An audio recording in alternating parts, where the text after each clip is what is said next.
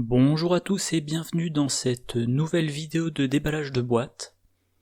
Aujourd'hui, le deck d'investigateur de Winifred Abamok, le deck truand. Alors, petite précision dès le départ, c'est à moins que si je me trompe pas, c'est le dernier enregistrement que je fais. Bon, ça sera diffusé en troisième normalement, en respectant l'ordre des classes. Ces enregistrements sont longs, ça donne des vidéos... les enregistrements sont longs, les montages sont très très longs, et les vidéos finales sont très longues également. Donc ce pack-ci, vu son contenu, vu la thématique, et vu le fait que honnêtement je commence à être lassé de faire des vidéos assez longues, je vais aller probablement au pas de course et je vais passer moins de temps sur l'édition. Alors j'espère que ça sera quand même toujours aussi intéressant et que le résultat sera de qualité. Voilà, n'hésitez pas à laisser des commentaires à ce sujet-là. Encore une fois, un petit ajout postérieur à l'enregistrement lui-même. J'ai eu un plantage d'ordi, comme ça commence à m'arriver un petit peu trop souvent. Du coup, j'ai perdu une partie de la vidéo. Alors je vais essayer au montage. Bon, j'ai tout l'audio, normalement, c'est déjà ça. Et comme d'habitude, quand il y a un problème, je vais essayer de bricoler entre copie d'écran et la partie de la vidéo que j'arriverai à sauver. Voilà. On commence comme d'habitude par l'investigatrice, Winifred Abamok, l'aviatrice. Elle a 1 de volonté, 3 d'intelligence, 3 de force, 5 de volonté, 8 points de vie, 7 points de santé mentale, trait criminel, action... Alors action rapide, je pense que ça devrait être une réaction. Ah, là c'est contrairement à la carte Randall-Cho, c'est pas mis. Enfin bref. Si 2 cartes non faiblesses différentes que vous contrôlez sont attribuées à ce test de compétence, piochez une carte, limite d'une fois par test. Signe des anciens, +1. Après la fin de ce test, pour chaque groupe de 2 points de réussite, renvoyez dans votre main une carte que vous avez attribuée à ce test. Comme les autres investigateurs de ces packs, elle a accès aux cartes de sa classe, donc aux cartes truands, et aux cartes neutres, tout ça de niveau 0 à 5. Et dans son deck, elle a tout ce que vous savez faire en mieux, arrogance, et une faiblesse de base au hasard. Alors ses capacités... ses statistiques, 1 de volonté c'est très faible, ça va être problématique. 3 en intelligence c'est la moyenne, 3 en force c'est la moyenne, et 5 en agilité, encore une fois, une compétence à 5. Sa capacité c'est, en attribuant 2 cartes non faiblesse différentes à un test, elle pioche une carte. Son signe des anciens, elle va renvoyer une carte attribuée dans sa main par groupe de 2 points de réussite. Donc, première partie de son effet, on est incité à attribuer plusieurs cartes à chaque test. Deuxième effet, on a un bénéfice si on réussit largement. Autrement dit, c'est une investigatrice pour l'archétype, ce que moi j'appelle le méga test, le réussite par 2 ou plus. Mais on verra dans ce pack, il y a aussi des cartes qui sont réussites 3 ou plus, voire 4 ou plus. Voilà, et donc, je disais, c'est en partie pour ça que la vidéo sera probablement plus rapide, parce que plusieurs cartes jouent sur cet effet, donc je vais pas, pour chaque carte, détailler, c'est de la réussite par 2 ou plus, du coup ça incite à jouer, que je retrouve ça, opportuniste, voilà. Ça incite à jouer opportuniste de niveau 2, quand vous jouez Winifred Abamok, chaque fois que vous faites un test, vous voulez attribuer 2 cartes. Alors, les meilleures cartes à attribuer sont les compétences. Vous l'attribuez 2 cartes différentes à chaque test, ça devrait consommer plein de cartes. Du coup, la solution simple, c'est à chaque fois d'attribuer opportuniste, idéalement une paire d'opportunistes, pour ajouter une icône par carte, donc 2 icônes si on met les 2 cartes, vous attribuez à côté de ça la compétence qui vous intéresse, perception, dextérité, ou cran, et le fait d'attribuer 2 compétences différentes, ça vous fait piocher une carte, qui sera attribuée plus tard à un test.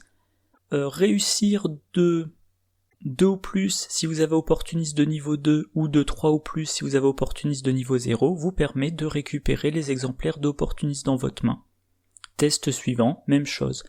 Vous attribuez toutes les copies d'opportuniste que vous avez et vous attribuez une autre compétence. Donc si vous faites plusieurs enquêtes pendant votre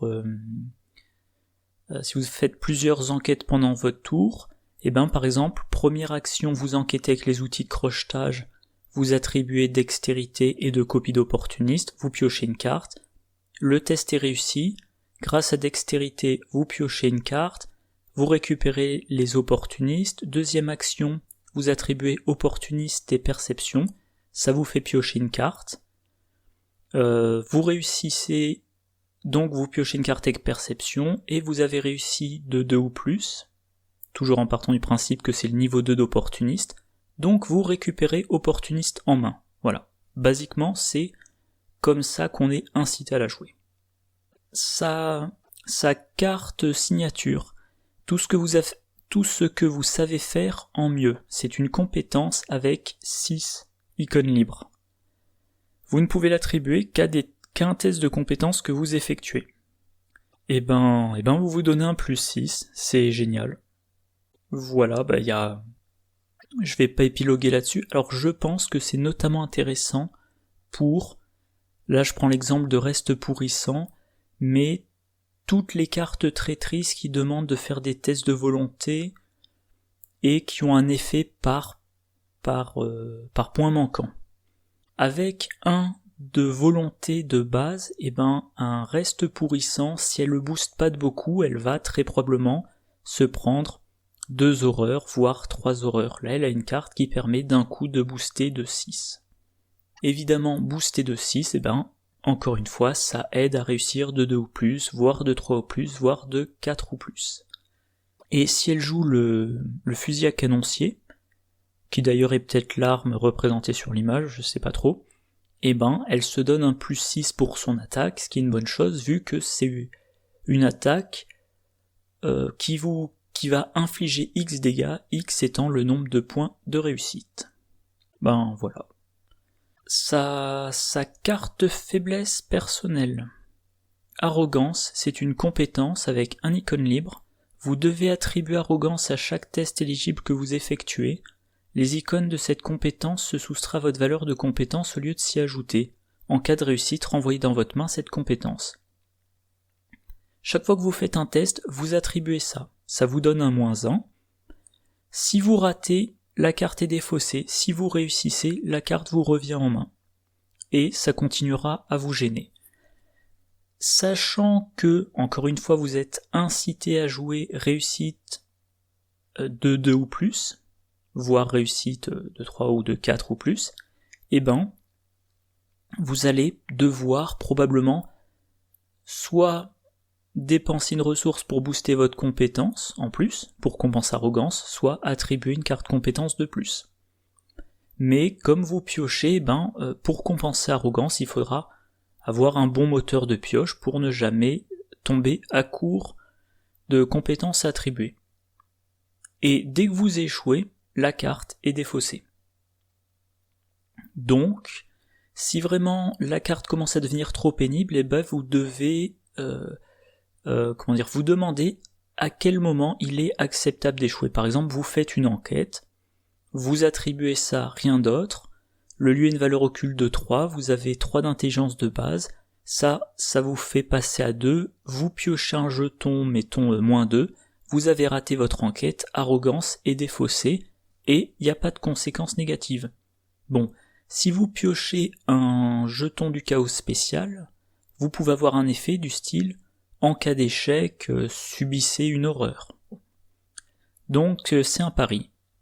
Autre remarque, Winifred, Abamok, si on la joue en attribuant à chaque test 2 cartes différentes, on pioche beaucoup. On va probablement dans son deck, vu qu'on met plein de compétences, on va notamment mettre les compétences de base, cran, perception, dextérité. qui font piocher. Si on joue méga test, on va probablement mettre l'étui à cigarette porte-bonheur, qui fait piocher, donc on va piocher très vite. Donc arrogance, même si vous vous en débarrassez, vous allez la repiocher. Et voilà, un deck à 19 XP pour scénario indépendant. Et ben, je voulais jouer à fond les compétences et le 2 ou plus, et ça me donne un deck, si ça veut bien charger, voilà, ça me donne un deck avec un total de 23 compétences. Alors, sa compétence signature et sa compétence faiblesse, mais 21 compétences que j'ai mises moi-même. Donc bah voilà, outil de crochetage pour les... Enfin voilà. Si je fais un récapitulatif sur l'investigatrice, eh ben, alors elle va souffrir à cause du deck de rencontre, faudra compenser ça avec des compétences comme cran, comme faites vos prières, sa compétence personnelle, les diverses compétences truands qui ont des icônes libres. Elle est très bonne en évasion, et elle a un score moyen, donc de 3, en intelligence et en force. Donc elle a un bon profil d'enquêtrice qui échappe aux ennemis. Elle a accès aux outils de crochetage qui lui permettent de faire des enquêtes à 8, et elle incite à jouer le méga test. Voilà.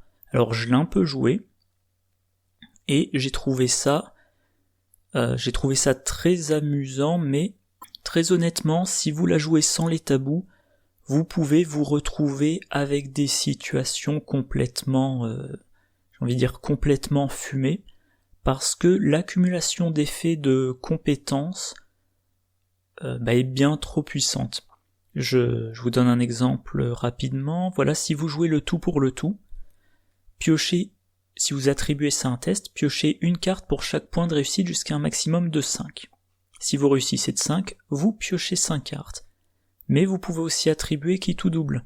Certes, vous doublez la difficulté, mais en cas de réussite, vous résolvez 2 fois l'effet. Donc, le tout pour le tout et qui tout double. En cas de réussite, ça vous fait piocher 2 cartes par point de réussite, jusqu'à un maximum de 10. Brelandas, si vous attribuez les 3, comme vous piochez beaucoup, c'est facile d'avoir les 3 en main. Si vous attribuez les 3 d'un coup, réussite automatique.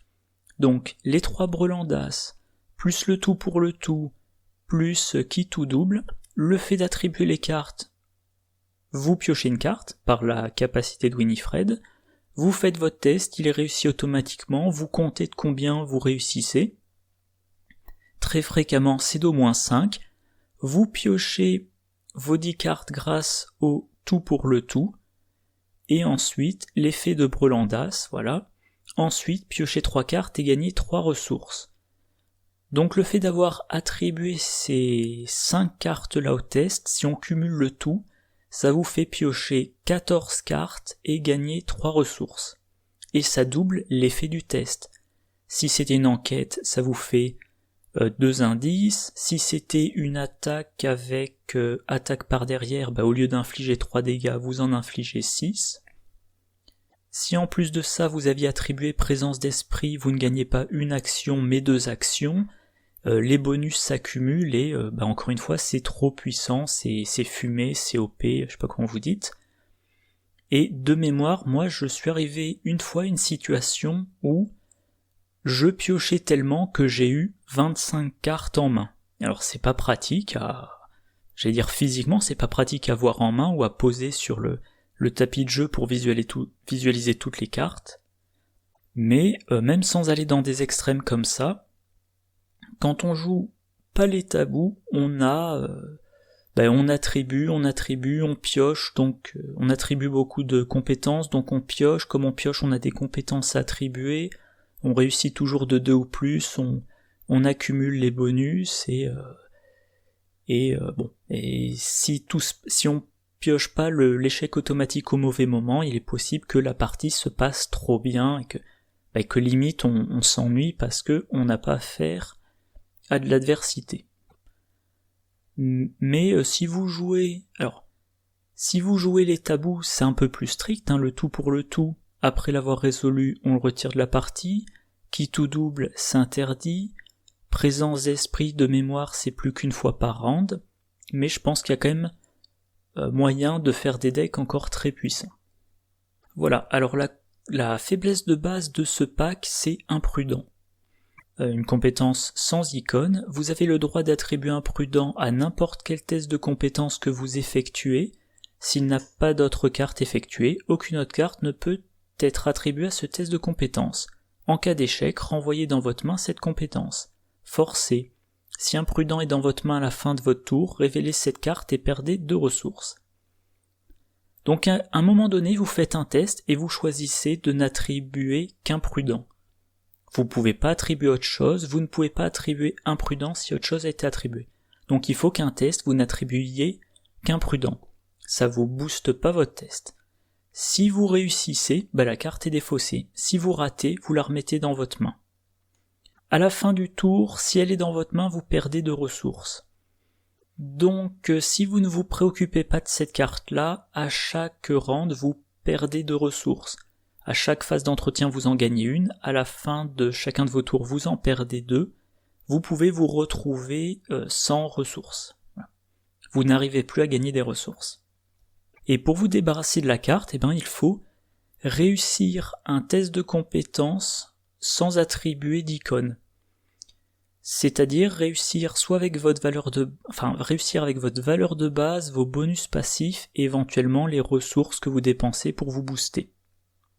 Encore une fois, ça dépend. Si vous arrivez par exemple à faire une enquête avec la lampe torche en réduisant la valeur occulte de votre lieu à 0, vous avez de bonnes chances de vous en débarrasser.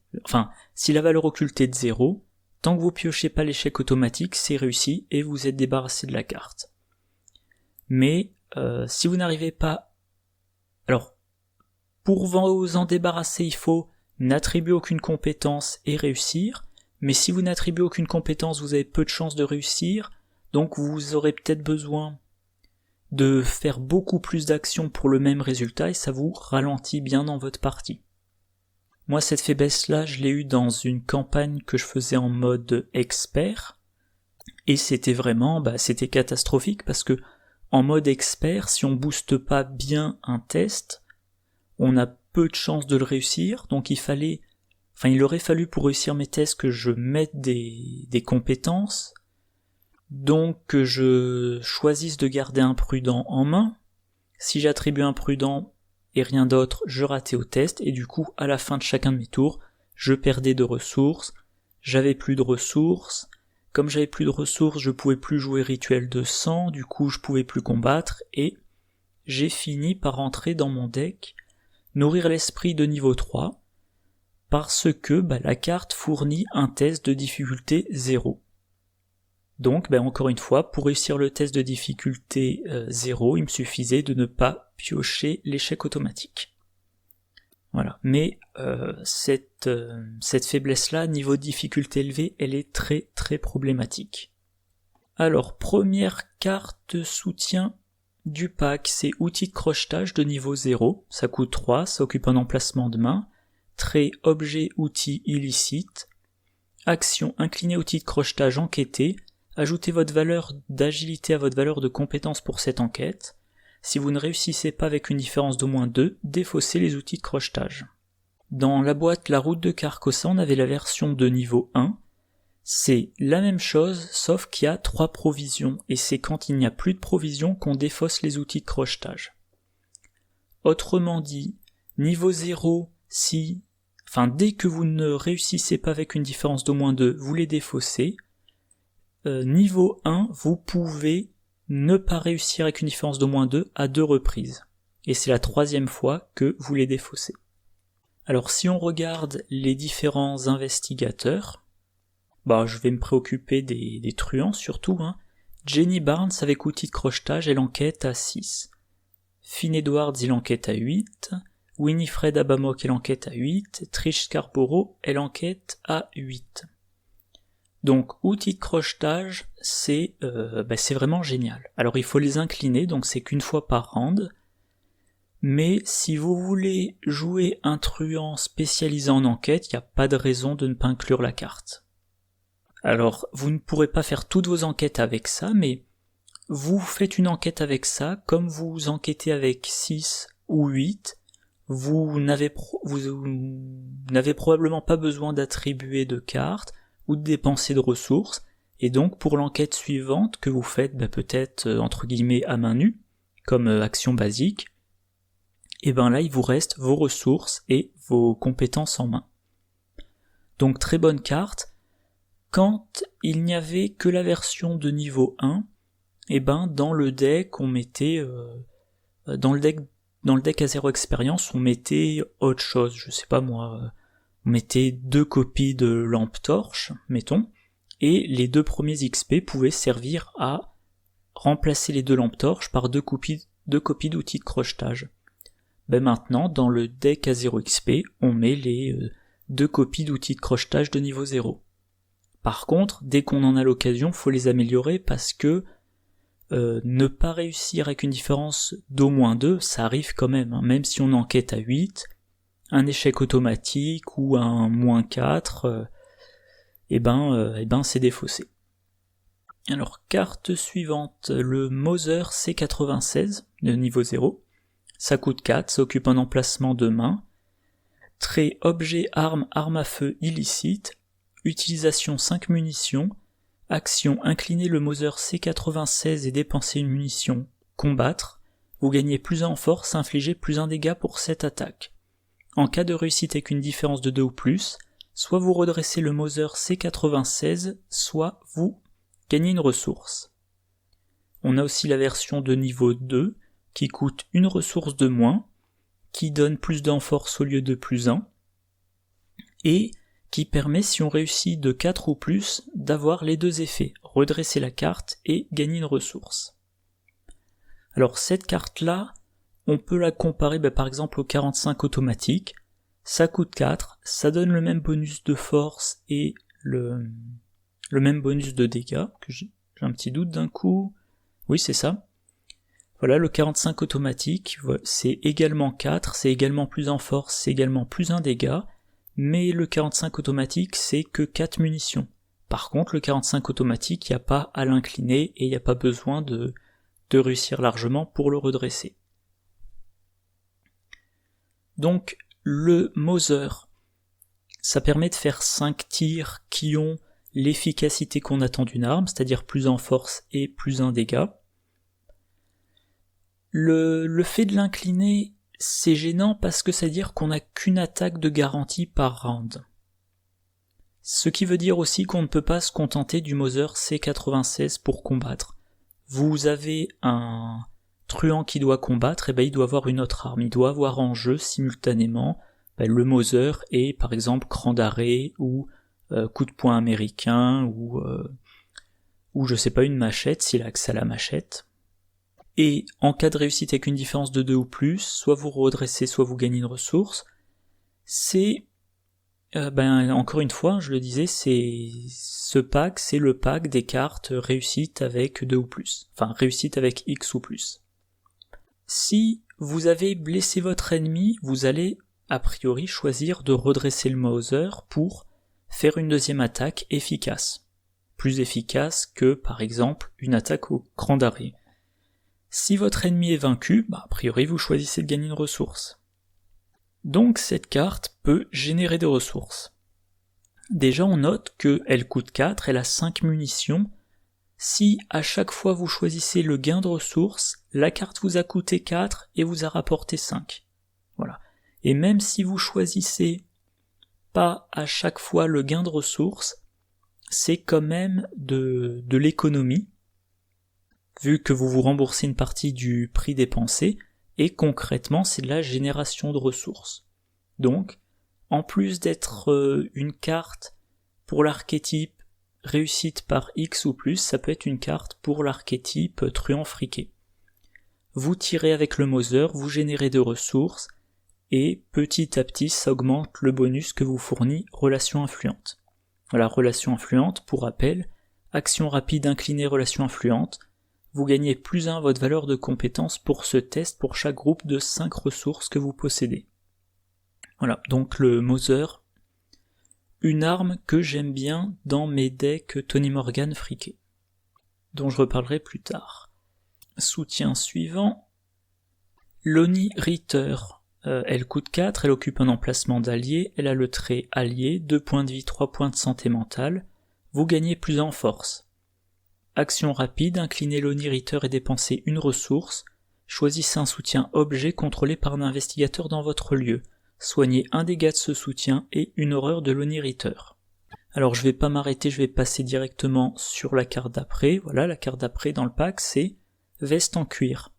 Un soutien qui coûte 2, qui occupe un emplacement de corps, trait, objet, armure, rapide, 2 points de vie, et pas de points de santé mentale. Donc voilà, Loni Ritter et veste de cuir, c'est on va dire un ensemble. Vous jouez les deux. Loni Ritter, déjà elle vous donne un +1 en force, ce qui va vous booster si vous vous dédiez au combat. Et ensuite, à chaque round, pour une ressource, vous soignez un dégât de la veste de cuir, pas forcément la veste de cuir, mais on peut penser notamment à la veste de cuir, une horreur de Loni Ritter. Ce qui veut dire que si à chaque round vous pouvez consacrer une ressource à cet effet, vous avez la possibilité d'encaisser sans conséquence à chaque round un dégât et une horreur. Donc très bien pour, encore une fois, pour les decks Tony Morgan. Tony Morgan, il a 5 de force, probablement on va le spécialiser en combat. Loni Ritter, il lui fait passer à 6. Tony Morgan, il n'a que 5 de santé mentale. Loni Ritter, elle peut absorber 2 horreurs d'un coup et se soigner petit à petit. On peut dans le même deck mettre la veste en cuir, sur laquelle on va mettre un dégât. Et dès qu'il y a un dégât sur la veste et une horreur sur Loni Ritter, on paye 1, on soigne l'allié, on soigne l'objet, et comme ça Tony Morgan devient bien résistant. Voilà, bien résistant aux dégâts et aux horreurs. Carte suivante, débrouillard. Un soutien qui coûte 0. Action rapide, dépensez 2 ressources, vous gagnez +2 en intelligence pour ce test de compétence. Action rapide, dépensez 2 ressources, vous gagnez +2 en agilité pour ce test de compétence. Dans le pack du sang sur l'autel, on a la version niveau 3 qui a le... Ah non, pardon. Ah, je me souvenais plus de l'effet exact, voilà. La version de niveau 3, déjà c'est un permanent, et pour 2 ressources, vous gagnez +3 en intelligence ou +3 en agilité.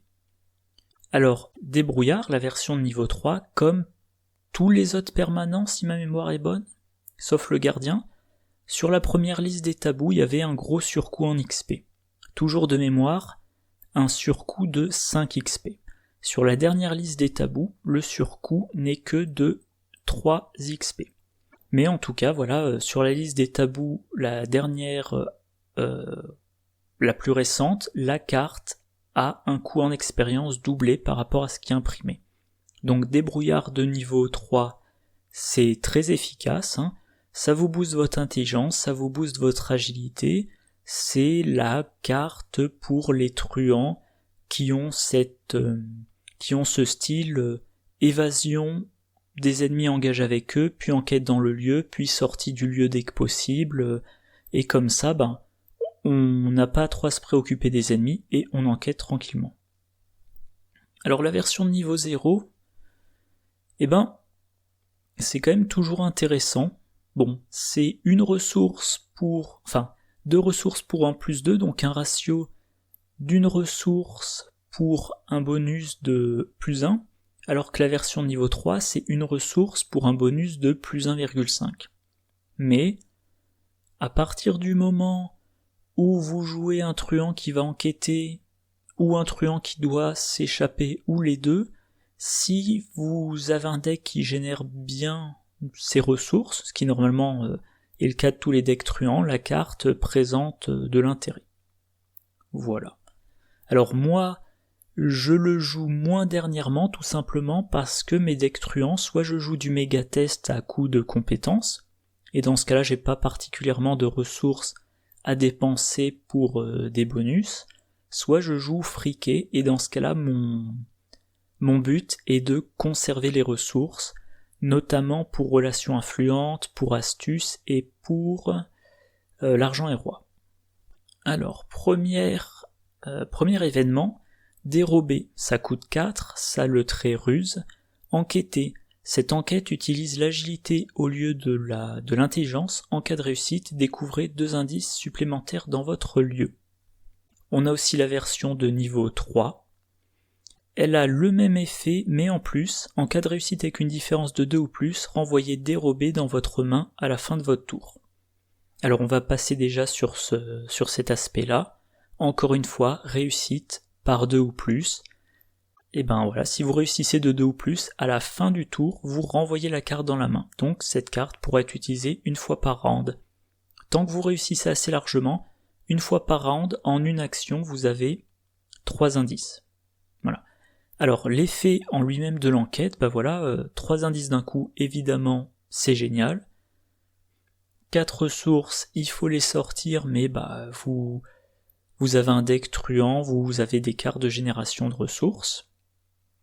Et l'enquête à l'agilité au lieu de l'intelligence. Ah oui, 4 ressources.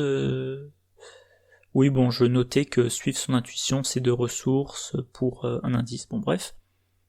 Si on regarde les investigateurs truands, vu que au niveau 3, il y a quasiment que les truands qui peuvent jouer la carte, bien évidemment, il y a Séphina. Elle n'a que 2 d'intelligence, mais 4 d'agilité. Il y a Winifred, elle a 3 d'intelligence mais 5 d'agilité, et c'est tout. Les autres n'ont pas un gros écart entre intelligence et agilité. Par exemple, Finn, il a 4 et 4, Jenny, elle a 3 et 3, Preston, il a 1 de partout, voilà.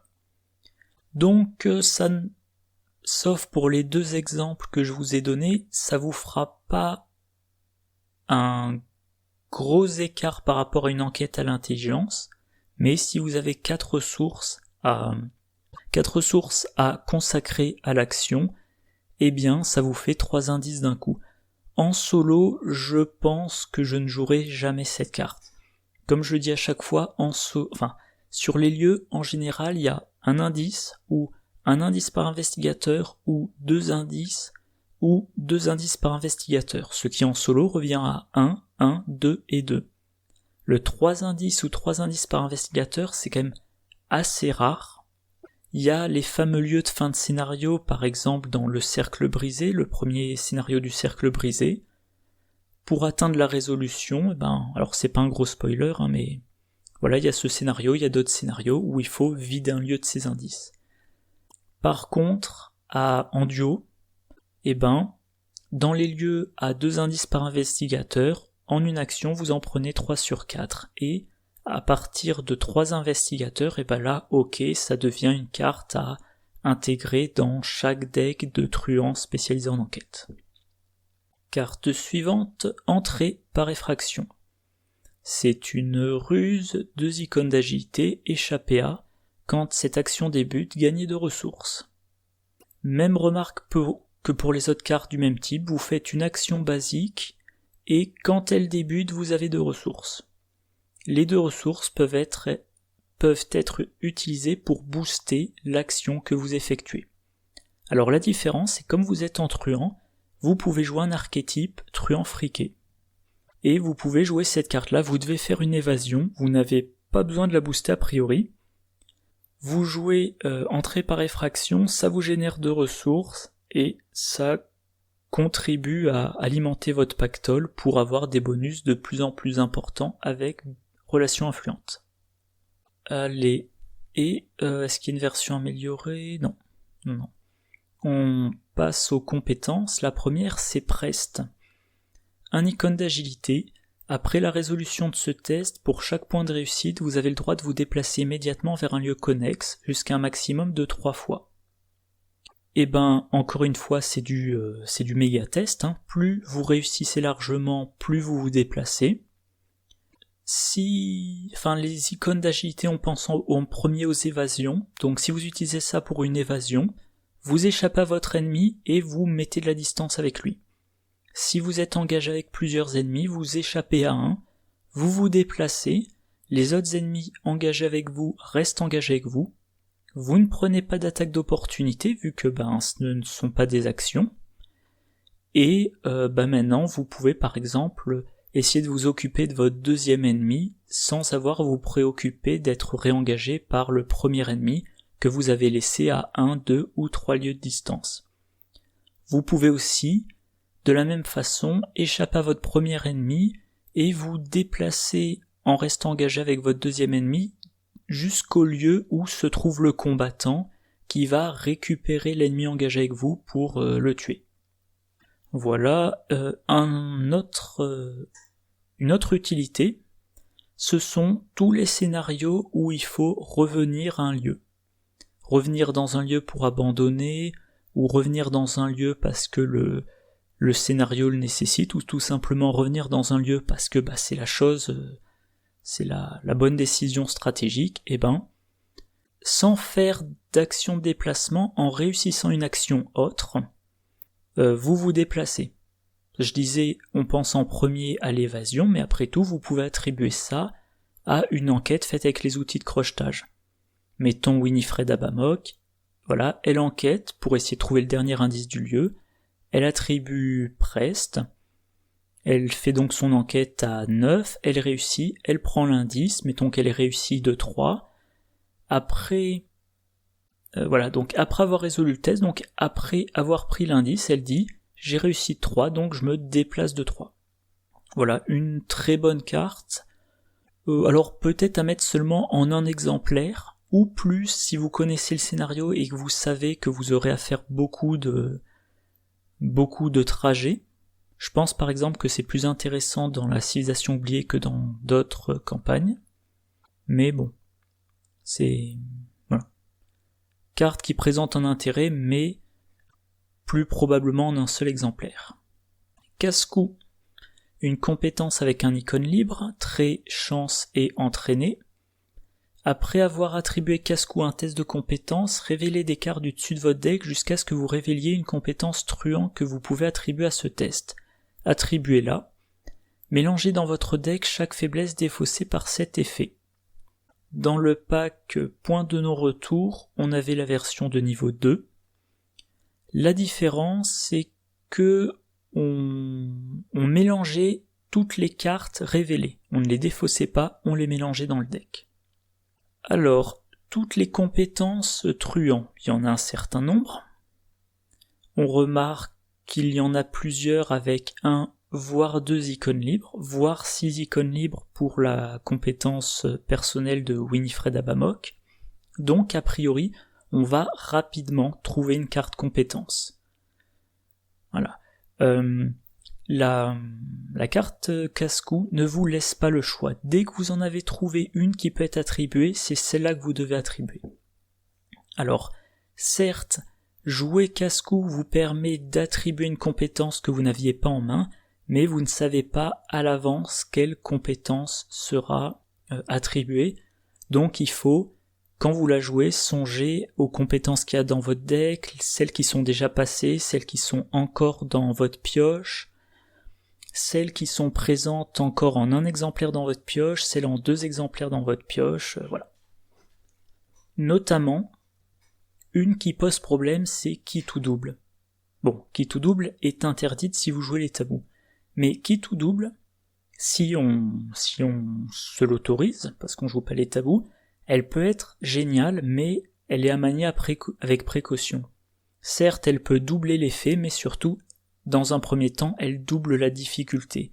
Quand vous jouez casse-cou, vous vous donnez +1 et vous voulez attribuer une autre compétence pour vous donner au minimum +1. Si vous n'avez pas de chance, c'est que c'est qui tout double qui se retrouve attribué.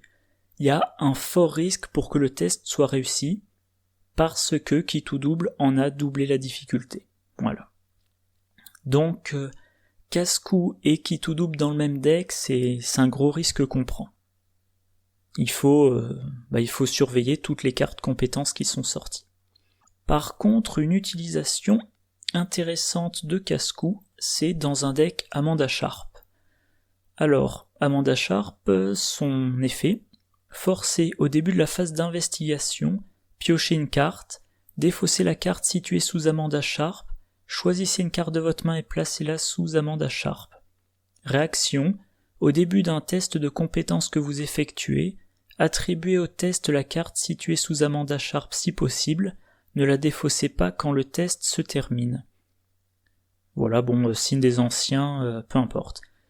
Amanda Sharp, elle a la possibilité... Ah oui, il faudrait peut-être que je dise ça. Voilà, elle a accès aux compétences entraînées de niveau 0 à 3. Donc, notamment casse-cou. Voilà, toutes les compétences, enfin toutes les cartes truands auxquelles elle a le droit, elles sont là. Il s'agit de compétences. C'est-à-dire que si dans un deck Amanda Sharp vous avez casse-cou, phase d'investigation, au début de la phase d'investigation, vous mettez casse-cou sous Amanda Sharp. À chacun de ces tests, elle va attribuer casse-cou. Alors idéalement de niveau 2, on va raisonner sur le niveau 2. Donc elle fait le test, elle attribue casse-cou, donc elle résout casse-cou, elle va révéler des cartes du dessus de son deck jusqu'à ce qu'elle révèle une autre compétence truand, et elle l'attribue. Dans son deck, on va, enfin en tout cas moi c'est comme ça que je vois les choses, on ne va mettre que casse-cou et élan. Quand elle fait son test, l'effet de casse-cou va lui faire révéler soit le deuxième exemplaire de casse-cou qui est toujours dans la pioche, soit élan. Si elle révèle le deuxième exemplaire de casse-cou, elle l'attribue, donc ça lui fait un autre icône libre, et, encore une fois, elle révèle des cartes jusqu'à trouver une carte compétence. Donc quoi qu'il arrive, elle finit par révéler une copie d'élan, à moins qu'il n'y ait plus de copie d'élan dans son deck. Et élan, qu'est-ce que ça dit? Alors c'est un icône libre. Si ce test de compétence est réussi, diminuez de X la difficulté du prochain test de compétence que vous effectuez à cette phase, X étant le nombre de points de réussite, jusqu'à un maximum de 3. Autrement dit, Amanda Sharp, qui a 2 de base, elle attribue casse-cou, ça lui fait un icône libre, donc elle est à 3.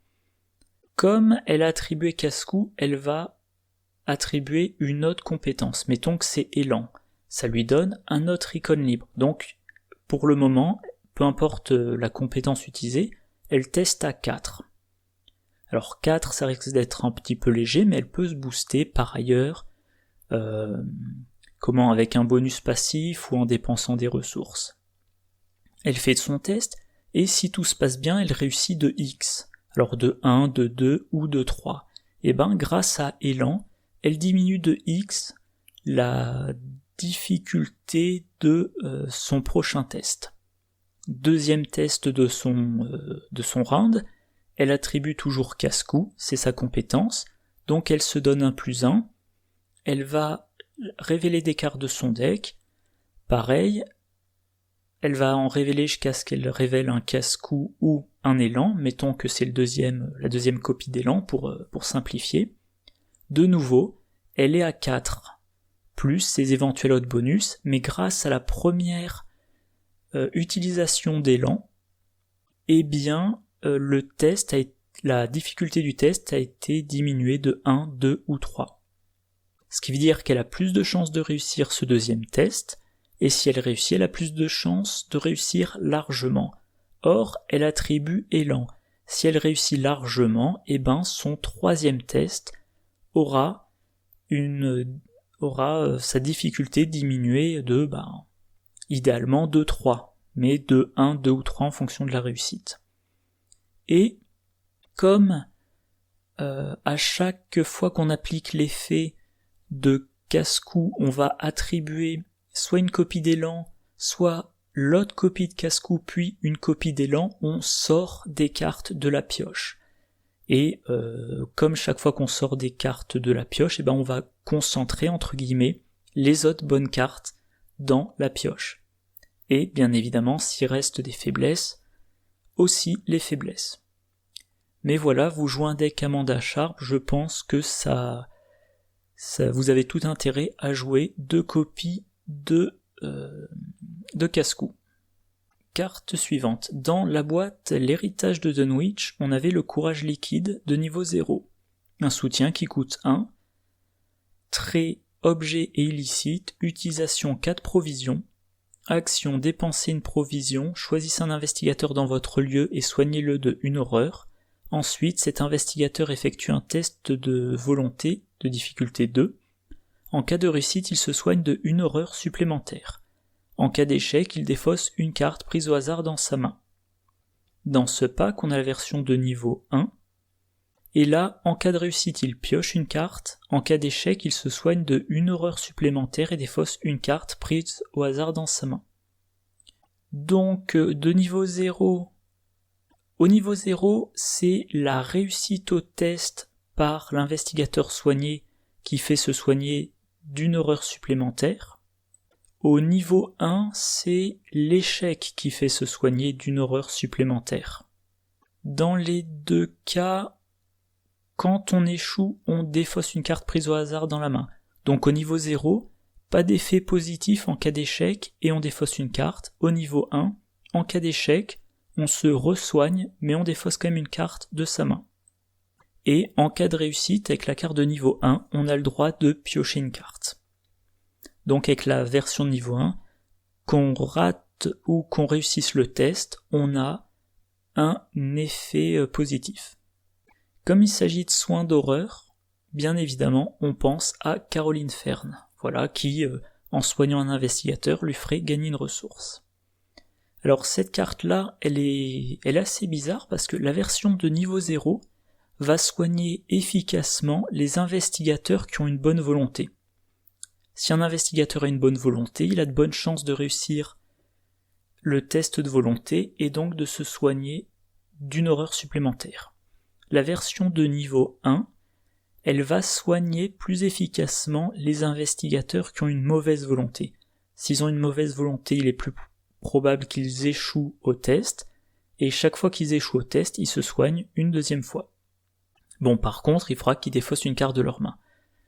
Du coup, ça donne l'impression que si on veut soigner, mettons un mystique, on veut courage liquide de niveau 0, si on veut soigner un truand, on veut courage liquide de niveau 1. Voilà, alors, carte suivante. Dans la boîte La Route de Carcosa, on avait l'événement Manœuvre audacieuse, qui coûte 0, et qui dit rapide à jouer quand vous devriez réussir un test de compétence, vous gagnez plus 2 à votre valeur de compétence pour ce test. Dans ce pack, on a la version de niveau 2, qui vous dit rapide à jouer quand vous devriez réussir un test de compétence, vous gagnez plus 3 à votre valeur de compétence pour ce test, piochez une carte. Autrement dit, la version de niveau 0, c'est pour toutes les cartes qui ont en cas de réussite avec 2 ou plus. C'est-à-dire que si vous réussissez de 0 ou avec un d'écart, en jouant manœuvre audacieuse de niveau 0, vous réussissez de 2, ou éventuellement de 3, et donc vous déclenchez les effets réussite avec 2 ou plus. Manœuvre audacieuse de niveau 2, si vous réussissez de 0, de 1 ou de 2, en jouant la carte, vous déclenchez tous les effets qui ont réussite de 3 ou plus. Et il y en a quelques-uns. Voilà, il y a le Deringer 41 niveau 2, coup bas de niveau 2 dont on va parler, se faufiler de niveau 2 dont on va également parler, et opportuniste de niveau 0. Alors bien évidemment, la carte, que ça soit de niveau 0 ou de niveau 2, on peut la jouer quand on réussit. Si vous voulez réussir très largement, rien ne vous empêche de jouer manœuvre audacieuse quand vous avez réussi mettons de 2 pour réussir de 4, voire de 5. Par exemple, si vous tirez avec le fusil à canoncier. Et justement, la carte suivante du pack, c'est coup bas, de niveau 2. Dans le pack Le Spectre de la Vérité, on avait la carte coup bas de niveau 0, un événement qui coûte 2, trait ruse, combattre, ajoutez votre agilité à votre valeur de compétence pour cette attaque, en cas de réussite avec une différence de 2 ou plus, échappez automatiquement à l'ennemi attaqué. Vous combattez. Quand on réussit un combat, on inflige un dégât. Ça peut être suffisant pour tuer un ennemi s'il a qu'un point de vie. On ajoute son agilité à la valeur de compétence, ce qui veut dire qu'on se donne plus de chances de réussir, et si on réussit de 2 ou plus, on échappe à l'ennemi, tout en le blessant parce que c'est une attaque réussie. Donc dans ce pack, on a la version de niveau 2, Échapper automatiquement, ça ne nécessite plus qu'une réussite de 1, donc c'est plus facile, et si on réussit de 3, donc de 2 par rapport à l'effet d'évasion automatique, on renvoie la carte dans sa main à la fin de son tour. Donc comme la carte que je présentais tout à l'heure, je crois que c'est dérobé, une autre carte événement qui dit quand vous réussissez avec 3 ou plus, à la fin du tour, vous la renvoyez dans votre main. Donc une carte qu'on peut théoriquement jouer une fois par round. Alors Saletré Ruse, ça peut être joué par Rita Yang, qui au lieu de combattre avec sa force de 8, combat avec une force plus agilité, avec sa force de 3, combat avec force plus agilité de 8. En plus de ça, Rita Yang, elle a un effet, après avoir échappé à un ennemi, soit vous infligez un dégât à cet ennemi, soit vous vous déplacez vers un lieu connexe, limite une fois par round. Quand elle s'échappe avec une action d'évasion basique, elle peut infliger un dégât à l'ennemi, mais si l'ennemi a 3 points de vie, c'est lent comme technique. Là, avec Kuba, alors déjà version niveau 0, elle combat, encore une fois, si elle réussit son combat, elle inflige un dégât, si elle réussit son évasion, elle peut utiliser sa capacité pour infliger un autre dégât. Si elle joue Kuba de niveau 2, si elle réussit de 3 ou plus, ce qui est pas trop dur pour elle, vu qu'elle part de 8 et qu'elle peut encore booster avec des bonus passifs ou des compétences, elle renvoie la carte dans sa main. Et à chaque round, elle peut essayer de jouer Kuba pour faire un dégât en combattant, faire un dégât grâce à l'évasion et reprendre la carte en main. Dans le pack La Cité des Archives, on avait l'événement Se Faufiler. Échapper A, ça coûte 2, échapper A, ajoutez votre intelligence à votre valeur de compétence pour cette tentative d'évasion. En cas de réussite avec une différence de 2 ou plus, si l'ennemi auquel vous échappez est non élite, il ne se redresse pas lors de la prochaine phase d'entretien. Là, dans ce pack, on a version niveau 2, c'est le même principe, sauf qu'il suffit de réussir de 1 ou plus pour qu'il ne se redresse pas, et si on réussit de 3 ou plus, on le renvoie dans la main à la fin du tour. Donc même raisonnement que les autres événements, donc Kuba et Se Faufiler, si ma mémoire est bonne. Non, pas Se Faufiler, dérober. Alors déjà, comme vous ajoutez 2 compétences, vous avez plus de chances de réussir. Si vous réussissez assez largement, l'ennemi ne se redresse pas, donc vous êtes tranquille, un round de plus. Et si vous réussissez assez largement, ça vous revient en main. Et vous pouvez le jouer potentiellement à chaque round, sachant que l'ennemi, comme il se redresse pas, pour cet ennemi spécifiquement, vous n'en avez besoin qu'un round sur 2. Voilà. Alors, dans la boîte de base, on a la compétence basique dextérité.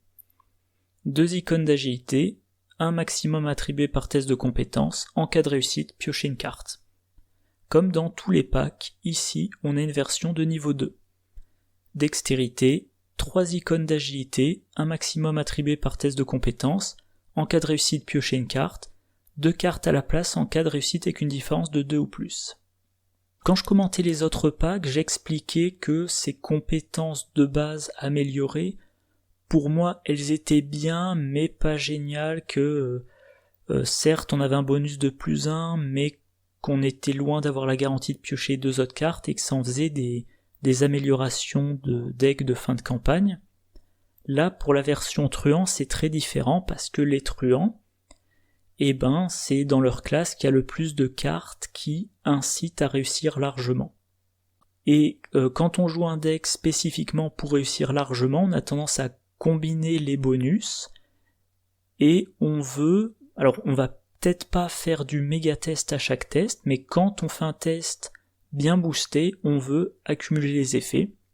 Et là, pour le coup, dextérité de niveau 2, de toutes les compétences de base améliorées, c'est, me semble-t-il, celle qui est la plus logique, au moins dans les decks méga-test. Dans le pack Les fils du destin, on avait l'étui à cigarette porte-bonheur de niveau 0, un soutien qui coûte 2, qui occupe un emplacement d'accessoires, traits, objets et charme. Réaction: après avoir réussi un test de compétence avec une différence de 2 ou plus, inclinez l'étui à cigarette porte-bonheur, piochez une carte. Dans ce pack, on a la version de niveau 3. Bon, un icône de volonté de plus, c'est vrai que dans ce pack, j'ai pas pensé à parler des icônes. Encore une fois, c'est un peu secondaire. Réaction: après avoir réussi un test de compétence avec une différence de 1 ou plus, inclinez l'étui à cigarette porte-bonheur, cherchez une carte parmi les X cartes du dessus de votre deck, piochez-la et mélangez les cartes restantes dans votre deck. X est le nombre de points de réussite. La version niveau 0 fait piocher une carte si on réussit de 2 ou plus. La version de niveau 3 fait tutorer une carte parmi X si on réussit de 1 ou plus.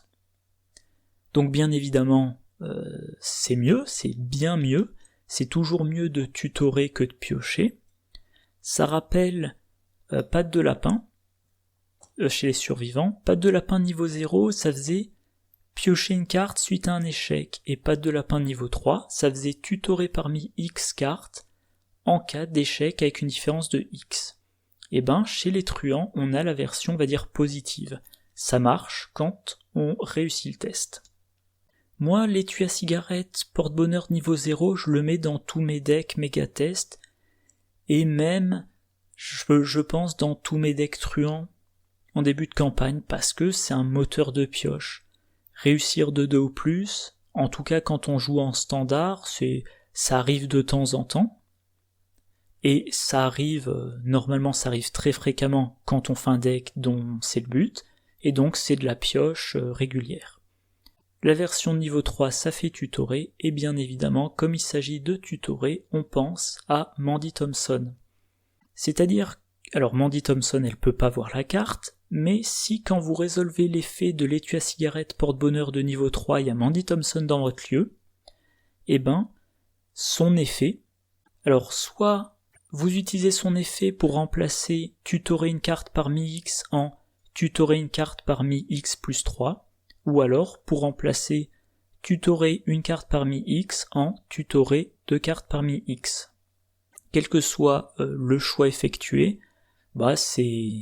Alors Mandy Thompson est toujours très efficace, mais là, imaginons que vous ayez réussi un test de 3, Mandy Thompson, elle va vous permettre de tutorer une carte parmi 6 ou 2 cartes parmi 3, c'est très efficace. À noter, j'évoque ça rapidement, si je me souviens du nom de la carte, il y a une carte truand... Non, bon, le nom m'échappe, il y a une carte truand de niveau 0, que donc Mandy Thompson peut jouer si on choisit truand comme classe secondaire, qui permet de regarder dans la main d'un autre investigateur et de jouer une carte.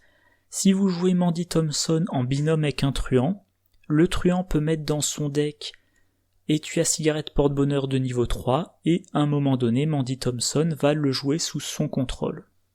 Alors, elle a une intelligence de 5, elle peut par divers moyens booster ses tests, comme tous les investigateurs, donc une fois de temps en temps, elle va réussir un test de 1, 2 ou plus, elle va activer l'étui à cigarette porte-bonheur, elle va tutorer, et là, elle aura la possibilité d'utiliser sa capacité pour tutorer de façon plus intéressante.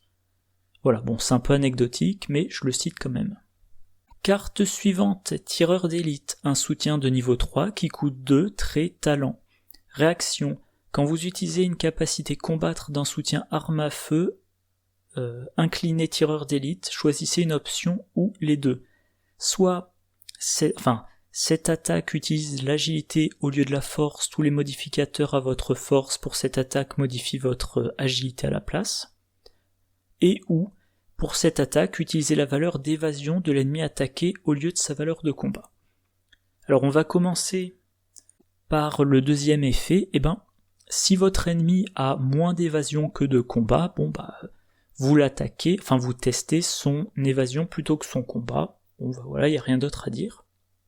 Et pour la première partie, si on regarde les différents investigateurs, Voilà, je peux par exemple le Skid, il a 3 de combat, 4 d'agilité, Jenny elle a 3 et 3, Sefina elle a 2 de combat mais 4 d'agilité, Finn Edwards 3 de combat mais 4 d'agilité, Preston Fairmont il a 1 partout, Tony Morgan il a 2 d'agilité mais 5 de combat, Trish Scarborough 2 de combat, 4 d'agilité, Winifred 3 de combat et 5 d'agilité.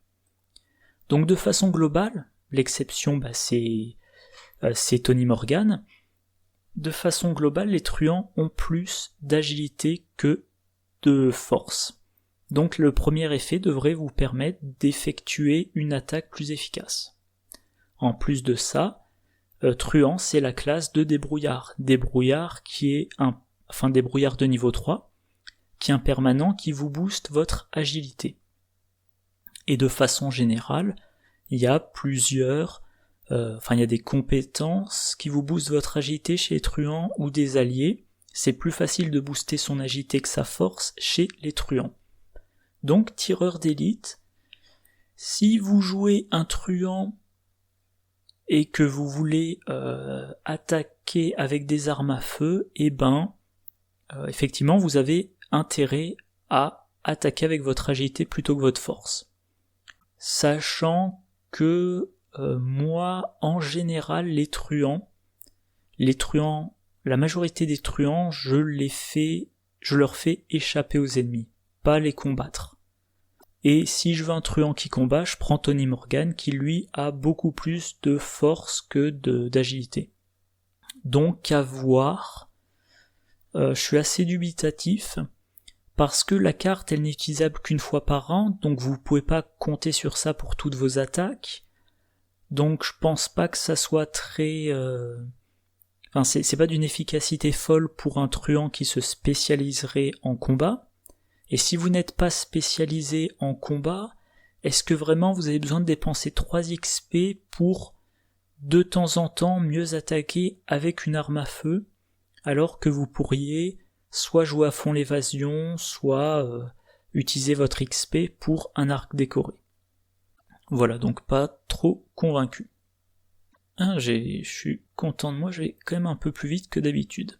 Dans la boîte de base, on avait l'événement attaque par derrière, de niveau 0, qui coûte 3, très tactique, combattre, cette attaque utilise l'agilité au lieu de la force, cette attaque inflige plus de dégâts. Dans ce pack on a version de niveau 3, c'est la même chose, mais si vous réussissez de 2 ou plus, vous renvoyez la carte dans votre main à la fin de votre tour.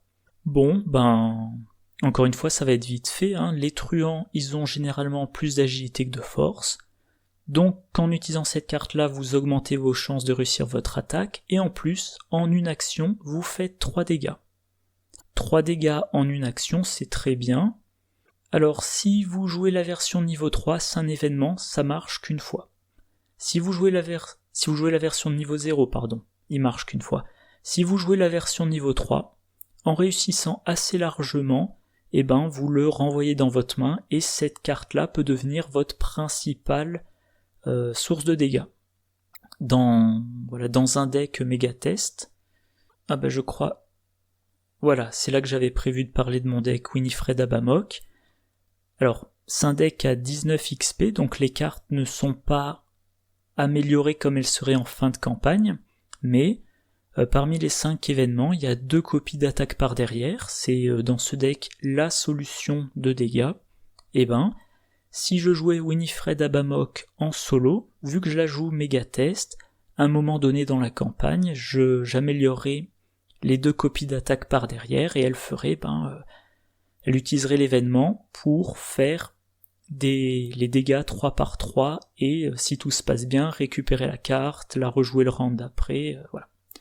Donc un très bon événement de combat pour la majorité des truands. Carte suivante, copieur. C'est une compétence de niveau 3 qui a un icône libre. Après avoir attribué copieur à un test de compétence, cherchez une compétence que vous pouvez attribuer à ce test dans la pile de défausse d'un autre investigateur et attribuez-la. Après la fin de ce test, placez-la sous le deck de son propriétaire. Alors les compétences, maintenant il y en a quand même un paquet. Voilà, dans toutes les classes, il y en a qui sont des cartes signatures. le truc, c'est qu'a priori, alors bien évidemment la carte, elle se joue pas en solo. Si vous jouez dans un groupe, si vous jouez à 2, 3 ou 4 investigateurs, peut-être que vous êtes du genre à jouer tout le monde en polyvalent. Dans ce cas-là, dans chaque deck, il y aura des compétences dédiées à tous les cas possibles, toutes les actions possibles. Si vous avez plutôt des decks spécialisés, le truand, mettons qu'il est spécialisé en enquête, dans la défausse de l'autre ou des autres investigateurs, il trouvera peu de compétences intéressantes pour l'enquête, vu que c'est sa spécialité à lui et pas la spécialité des autres. Donc si vous êtes dans une logique de spécialiser chaque deck, vous aurez probablement assez peu de cibles pour copieur.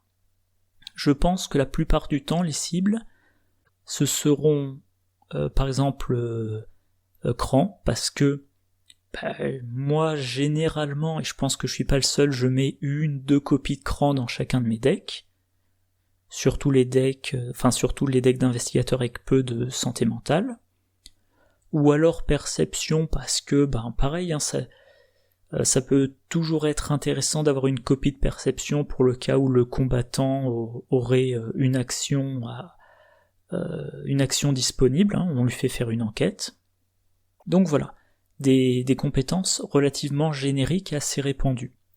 Parce que, mettons, encore une fois, le truand est spécialisé en enquête, si dans la défausse du gardien combattant il y a coup vicieux, ça ne sert pas au truand. L'autre effet intéressant de copieur, c'est que après la fin du test, qu'il soit réussi ou raté, on remet la compétence sous le deck du propriétaire. Donc, si le propriétaire de l'autre compétence pioche assez, il va finir par la récupérer en main. Donc on peut envisager, on peut se dire que cette carte-là, ça va permettre d'augmenter le nombre d'utilisations des compétences de l'autre deck. Dans ce cas-là, on peut regarder ce qu'il y a comme très bonne compétence. Par exemple, si on joue en binôme avec Mark Harrigan, il a quand même une compétence, effort de guerre, qui a 4 icônes de force. Donc le truand, ok, il est peut-être pas spécialisé en combat, mais même imaginons, il n'a que 2 en force. Si il joue copieur, ça lui donne un +1, il a 3. Il copie effort de guerre, ça lui fait 7. Il peut, selon le niveau de difficulté de la campagne, il peut tuer des rats ou des acolytes, ou peut-être même des ennemis à 4 de force. Effet d'effort de guerre en plus, le truand va déplacer un de ses dégâts sur l'ennemi. Donc même si c'est une attaque basique, il peut infliger 2 à l'ennemi. En plus de ça, il va remettre la compétence sous le deck de Mark Harrigan, et quand il n'y aura plus que 9 cartes ou moins dans le deck, Mark Harrigan, il pourra jouer la perfection vient de l'entraînement. À ce moment-là, il regarde parmi les 9 cartes du dessus de son deck, et il joue ça quand il n'y a plus que 9 cartes dans le deck. Il trouve effort de guerre, il l'attribue au test, si le test est réussi, il garde effort de guerre en main. Et donc, il gagne encore une utilisation de sa compétence. Autre compétence très intéressante, la compétence personnelle de Stella Clark. Déjà, c'est 3 icônes libres, donc avec copieur, ça fait un bonus de +4, et en plus, en cas d'échec, on annule tous les effets du test. Si vous testez un reste pourrissant, vous piochez l'échec automatique, le test est raté, certes, mais vous annulez les effets d'échec. Et voilà. Donc, copieur, c'est une des cartes qui demande le plus de s'entendre avec les autres joueurs, de discuter avec les autres joueurs de ce qu'ils ont dans leur deck respectif.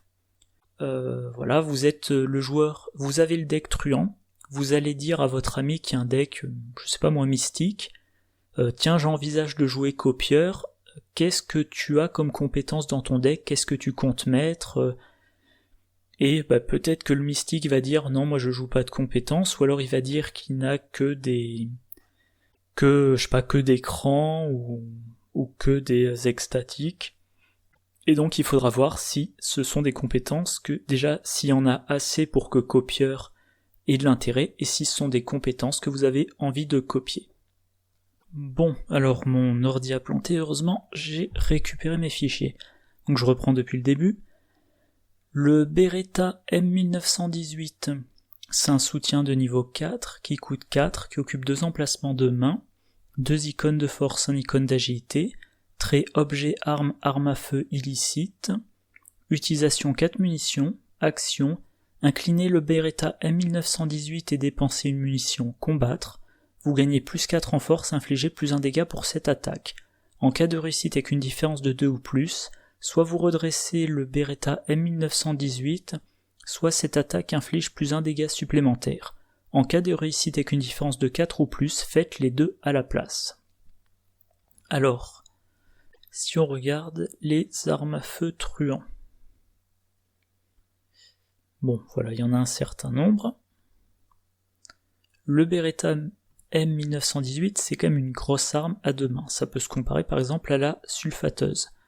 De niveau 4 qui coûte 5, qui occupe les 2 mains, qui a aussi 4 munitions, qui vous permet pour une mission de combattre. Vous pouvez dépenser n'importe quel nombre d'actions supplémentaires pour effectuer l'attaque.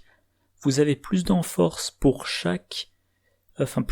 l'attaque pour chaque action dépensée, y compris le coût basique de la capacité, et l'attaque inflige plus de dégâts. Donc la sulfateuse, pour une action, vous combattez à force plus 2 pour infliger plus de dégâts. Pour 2 actions, vous combattez à force plus 4 pour infliger plus de dégâts. Etc. etc. On a le fusil à canoncier, qui est un peu particulier. Bon, lui, il est niveau 5, il coûte 3, il occupe une seule main. Il donne pas de bonus de force, et on inflige 1 dégât par point de réussite, jusqu'à un maximum de 6, et avec un minimum de 1 si on réussit tout pile, mais en cas d'échec, on inflige aussi de 1 à 6 dégâts à l'investigateur qu'on blesse parce qu'on a échoué. Bon, le Beretta, c'est plus 4 en force, c'est un gros bonus, c'est plus 1 dégât, bon c'est ce qu'on attend d'une arme, mais d'un autre côté c'est seulement plus 1 dégât pour une grosse arme, c'est pas très impressionnant. Par contre, si on réussit de 2 ou plus, donc encore une carte qui est dans cette logique réussite de 2 ou plus, on peut infliger un dégât supplémentaire. Donc là on est à 3 dégâts en une seule attaque. Et réussir de 2, on a quand même un bonus de 4 en force. Si on reprend le cas de Tony Morgan, il a 5 de force de base, probablement il a un allié qui lui fournit un bonus de plus 1, donc il est à 6, avec le Beretta il fait son attaque à 10, et on lui demande de réussir de 2. C'est-à-dire que, voilà, il aurait réussi, il attaque avec une force de 10 et il doit réussir de 2. Donc mettons que son ennemi a une force de 5, il faut pas que sa compétence descende au-dessous de 7, donc il peut se permettre de piocher jusqu'au -3. Voilà. Si vous réussissez de 2, mais que votre ennemi a 4 points de vie, au lieu de faire plus 1 dégât, vous allez le redresser, parce que je sais plus, j'ai dû le lire, mais il faut incliner l'arme. Donc si votre ennemi a 1, 2 ou 3 points de vie, et que vous réussissez de 2, vous allez choisir d'infliger le dégât supplémentaire. Mais si votre ennemi a 4 points de vie ou plus, une attaque à 3 dégâts ne suffira pas, donc vous choisissez de le redresser pour réattaquer. Et si vous réussissez de 4, encore une fois l'arme en elle-même vous donne un bonus de 4, vous avez le plus 1 dégât et la possibilité de redresser. Donc si votre ennemi, mettons, a 5 points de vie et que vous avez réussi de 4, vous lui infligez un 3e dégât, vous redressez l'arme, vous réattaquez, et la deuxième attaque, comme vous n'avez à faire plus que 2 dégâts, même si vous réussissez tout pile, ça suffit. Et sinon, y a un peu les mêmes remarques... j'ai rien dit, voilà. Donc c'est une bonne grosse arme pour deck, réussite de 2 ou plus. Et dernière carte du pack, si je me trompe pas, voilà, Chuck Fergus, le chauffeur des O'Banion. Un soutien de niveau 5 qui coûte 3, qui occupe un emplacement d'allié, trait allié et criminel, icône de force, icône d'agilité et icône libre. Réaction: quand vous jouez un événement tactique ou ruse, inclinez Chuck Fergus, choisissez 2 options. Cet événement gagne rapide, cet événement coûte 2 ressources de moins pour être joué, vous gagnez +2 à votre valeur de compétence tant que vous effectuez un test de compétence lors de la résolution de cet événement. Il a 2 points de vie et 2 points de santé mentale. Alors, la carte est dure à commenter parce que y a beaucoup de choses dessus. On choisit 2 options parmi 3. Alors déjà, les événements tactiques ou ruses, il y en a un bon paquet, il y en a un peu dans toutes les classes, voilà, je vais pas tous les détailler. Donc, il a beaucoup de cibles. Un événement qui gagne rapide, comme je dis à chaque fois, ça a 2 avantages. Le premier, c'est que l'événement ne coûte plus d'action, donc c'est du gain d'action. Deuxième avantage, c'est que si ça ne coûte pas d'action, ça ne déclenche pas d'attaque d'opportunité quand on le joue. Oui, bon, encore une fois, j'ai pas d'exemple en tête, mais imaginons que c'est un événement, je sais pas moi, de gain de ressources, vous êtes engagé avec un ennemi, vous pouvez quand même gagner vos ressources sans vous prendre l'attaque de l'ennemi. Voilà. Deuxième point, l'événement coûte 2 ressources de moins pour être joué, c'est du gain de ressources. Et vous pouvez faire ça potentiellement à chaque round, c'est très bien. À chaque round pendant la phase d'entretien, vous gagnez une ressource, et à chaque round, potentiellement, Chuck Fergus, il vous en fait économiser 2. Voilà. Tenez, à titre de comparaison, l'héritage de Preston Fairmont, ça vous donne 4 ressources. Là, Chuck Fergus, il ne vous donne pas de ressources, mais il peut vous en faire économiser 2. Et le troisième point, vous gagnez +2 à votre valeur de compétence tant que vous effectuez un test de compétence lors de la résolution de cet événement, bien évidemment, c'est du méga test. Donc la carte, il y en a un petit peu pour tous les goûts. Vous voulez, les 3 options, donc encore une fois, première option c'est du gain d'action, deuxième option c'est du gain de ressources, troisième option c'est du gain de bonus, autrement dit du méga test. Et j'avais noté rapidement quelques événements. Voilà, Dieu reconnaîtra les siens. C'est un événement de niveau 0 qui coûte 0, très tactique et condamné, à jouer uniquement lors d'un de vos tours durant lequel vous avez vaincu des ennemis pour un total d'au moins 6 vies. Ajoutez Dieu reconnaîtra les siens à la pile de victoire et terminez immédiatement votre tour. Quand vous recevrez de l'expérience lors de la résolution de ce scénario, vous recevrez 1 point d'expérience supplémentaire. Cette carte-là vous permet de gagner plus d'expérience. Le truc, c'est ça vous prend une action, et il faut le jouer lors d'un tour où on a tué des ennemis qui ont en total d'au moins 6 vies. Donc probablement il va falloir faire 2-3 actions, voire plus si vous n'avez pas de chance de combat, et ensuite une action pour jouer la carte. Chuck Fergus, il vous permet de la jouer en action rapide. Donc même si vous avez besoin de 3 actions de combat pour vaincre les ennemis, il vous reste encore la possibilité de jouer cette carte en action rapide. Bon là par contre vous utilisez qu'une des 3 options de Chuck. Je fiche le camp, un événement niveau 0 qui coûte 0, à jouer uniquement s'il y a une carte scénario avec une capacité abandon en jeu. Abandon, vous fichez le camp d'ici. Ça c'est la carte qui vous permet d'abandonner où que vous soyez s'il y a un effet d'abandon quelque part. Ça peut arriver, vous voulez abandonner, voire vous devez abandonner pour pas vous prendre la pire résolution, mais il ne vous reste plus d'action. Avec Chuck Fergus, cette carte-là, vous la jouez en rapide. Autre exemple, attaque par derrière. Alors là, j'ai la version de niveau 0. Ça coûte 3. Voilà, ça coûte 3, c'est un événement tactique de combat. Avec Chuck Fergus, vous allez par exemple réduire son coût à 1. Vous pouvez aussi rendre la carte rapide pour pouvoir faire une attaque de plus, ou plus probablement vous donner plus 2 pour augmenter vos chances de réussite. Et si vous jouez la version de niveau 3, et ben là, il est encore plus probable que vous donniez un plus 2 parce que réussir de 2 vous permet de récupérer la carte en main et donc de faire de la récursion, de jouer cette carte encore et encore.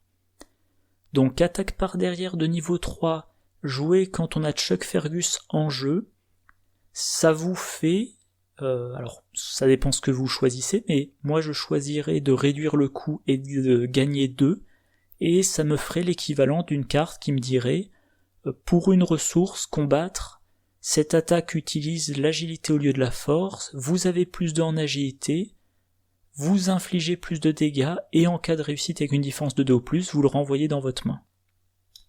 Donc Chuck Fergus, il est très bon pour tous ces événements qui demandent une réussite de 2 ou plus ou de 3 ou plus pour revenir en main. Le problème de Chuck Fergus, c'est que des alliés truands, alors déjà il y en a un certain nombre, et il y en a certains qui sont très bons. Depuis le pack Le Cœur des Anciens, on a Lola Santiago. Elle donne plus 1 en intelligence, elle donne plus 1 en agilité. Action rapide, inclinez Lola Santiago et dépensez X ressources, découvrez un indice dans votre lieu, X est la valeur occulte de votre lieu. C'est l'allié des truands qui font de l'enquête. Elle booste l'intelligence, elle booste l'agilité, ce qui aide pour l'enquête et pour l'évasion des ennemis, ce qui aide aussi beaucoup pour enquêter avec les outils de crochetage, et en plus de ça, elle permet d'acheter un indice par round. Donc c'est une excellente alliée. On a aussi depuis le pack La Demeure des Dieux Delilah O'Rourke. Elle donne plus en force, plus en agilité. Action rapide, inclinez Delilah O'Rourke et dépensez X ressources. Choisissez un ennemi dans votre lieu. Infligez 1 dégât à l'ennemi choisi, 2 dégâts à la place si cet ennemi est incliné. X est la valeur d'évasion de l'ennemi choisi.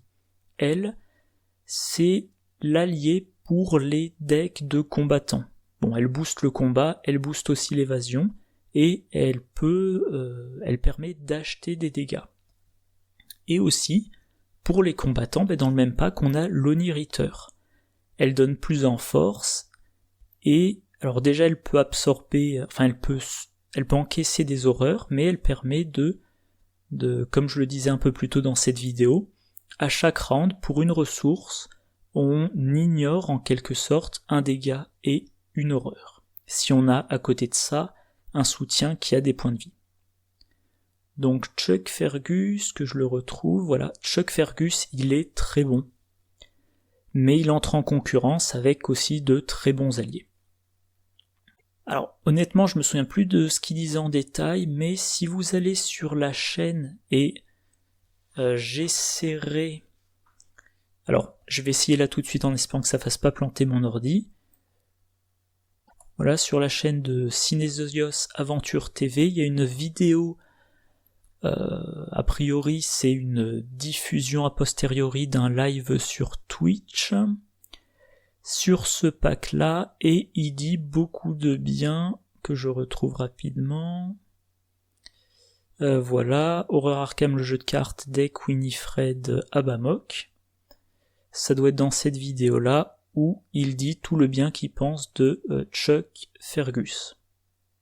Encore une fois, mon ordi rame un petit peu, donc je vais pas trop prendre de risques. Et voilà. Voilà, ça conclut le pack. Je vais maintenant passer au récapitulatif. Alors, je disais récapitulatif. Winifred Abamok, c'est l'investigatrice taillée pour le méga-test. Vu ses caractéristiques, elle va souffrir à cause du deck de rencontre, mais elle s'évade facilement, elle est bonne en enquête. Il doit y avoir... comme tous les investigateurs, il y a plusieurs façons de la jouer. Moi, j'ai pris beaucoup de plaisir à la jouer en méga-test. Il faudrait appliquer les tabous pour voir à quel point son efficacité est réduite avec la liste des tabous, mais elle est quand même très fun à jouer, je trouve, et très efficace. Tout ce que vous savez faire en mieux, 6 icônes libres, voilà. vu qu'elle a 1 de volonté, vu que Winifred Abamok a 1 de volonté, moi c'est la carte que j'essaie de garder en main pour les gros tests de volonté, les tests les plus importants. Arrogance, tant que vous devez réussir vos tests, probablement ça vous demande de dépenser une ressource en plus ou d'attribuer une carte en plus, et dès que vous pouvez vous permettre d'échouer, en prenant quand même en compte les jetons chaos spéciaux qui peuvent avoir des effets assez chiants, vous échouez, comme ça la carte est défaussée et vous en préoccupez plus. Imprudent, ça c'est un gouffre à ressources. Si vous avez besoin de ressources, vous allez devoir tester plusieurs fois sans vous donner de bonus avec des compétences, jusqu'à ce que vous réussissiez un test, ce qui peut vous faire perdre des actions. Si par contre vous n'avez pas besoin de ressources, alors là la carte est assez indolore. Et bien évidemment, plus le niveau de difficulté est élevé, moins c'est probable que vous soyez capable de vous débarrasser de la carte en réussissant un test en attribuant uniquement cette carte-là. Outil de crochetage, c'est le même effet que la version niveau 1, c'est simplement qu'on n'a pas le droit à 2 échecs. Voilà, dès le premier échec, on le défausse. Alors comme l'effet est toujours aussi bon, tant qu'à faire dans le deck à 0 XP, on la met, mais comme c'est défaussé au premier échec, dès qu'on peut l'améliorer au niveau 1, on le fait. Le Mauser C96, 5 munitions pour 4 ressources, plus en force, plus un dégât. Alors j'ai peut-être pas assez insisté là-dessus, mais pour une arme truand, c'est bien. Les armes truands, souvent c'est conditionnel, il y a peu de munitions, le plus en force est conditionnel, ou le plus un dégât est conditionnel, ou ça donne riposte à l'adversaire, enfin à l'ennemi qu'on attaque. Là, il n'y a pas trop de conditions.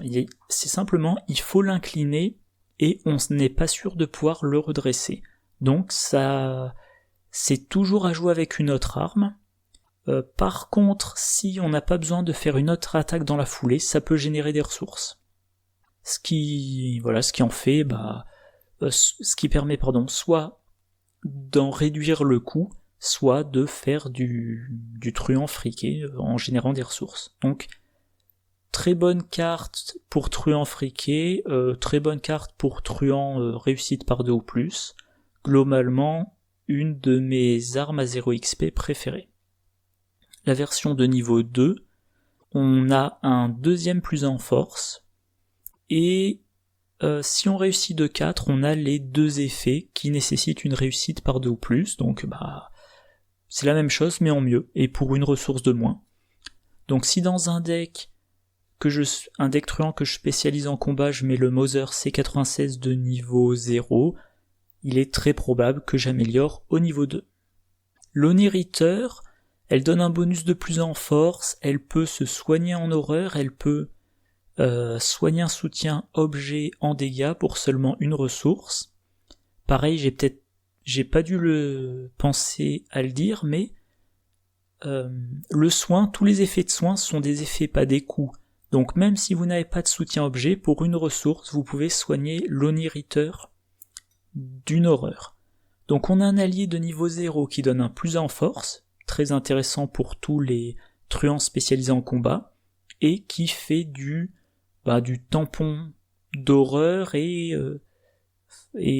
du tampon à dégâts si on a un soutien objet qui peut subir des dégâts et qui fait du soin. C'est dans tous mes decks Tony Morgan spécialisés en combat, je la mets parce que c'est pas un flic en patrouille, mais c'est quand même vraiment c'est vraiment très bon. La veste en cuir, alors bon, si on compare au manteau de cuir, c'est plus cher, mais bon, c'est rapide, c'est une carte qu'on va jouer au dernier moment, ça se soigne avec l'Oniritter. En général, dans mes decks, je mets 2 copies de l'Oniritter parce que tous ces effets sont intéressants, et vu que j'ai 2 copies de l'Oniritter, je glisse une copie de veste de cuir. Si je la pioche pas, c'est pas grave, mais si je la pioche, c'est toujours ça de prix. Débrouillard de niveau 0, Ouais, l'effet est intéressant. L'effet n'est pas aussi bon que des brouillards de niveau 3, mais si vous avez un truand qui doit faire de l'enquête, et qui de temps en temps voudra probablement échapper à un ennemi, et voilà, 2 ressources plus 2. Mais encore une fois, moi quand j'ai des soutiens qui boostent, je vais plutôt avoir relation influente ou éventuellement flambeur, donc je pense que des brouillards niveau 0, je le mets dans mon deck en début de campagne et dès que je peux, je le remplace par un soutien qui me booste mieux ou qui colle plus avec le thème de mon deck.